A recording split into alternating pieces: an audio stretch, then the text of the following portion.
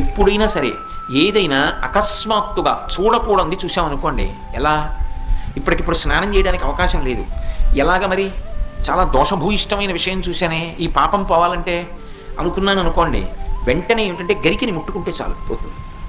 తీవ్రమైనటువంటి పీడకలు వచ్చిందనుకోండి, ఆ పీడకల పరిహారం అవ్వాలనుకోండి ఏ అభిషేకమో చేయించుకోవాలి. శక్తి లేదనుకోండి మీరు అన్ని పూజలు చేయించుకున్నట్టే. స్నానం చేసి ఒకసారి గరికని ముట్టుకుంటే చాలు, స్నానం చేయకపోయినా చెప్పులు ఇప్పి గరికను ఒకసారి ముట్టుకుంటే చాలు.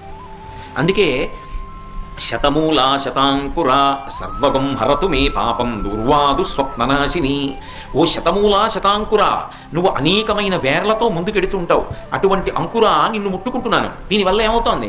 సర్వగం హరతు మే పాపం, నా పాపములన్నీ పోతున్నాయి. దుస్వప్ననాశిని, దుస్వప్నములు పీడకల యొక్క ఫలితము పోతోంది. అటువంటి గరిక విఘ్నేశ్వరుడి పాదముల మీద వేసి తీసి కళ్ళకద్దుకుని తల మీద పెట్టుకున్నారనుకోండి, విఘ్నములన్నింటినీ కూడా తీసేస్తాడు.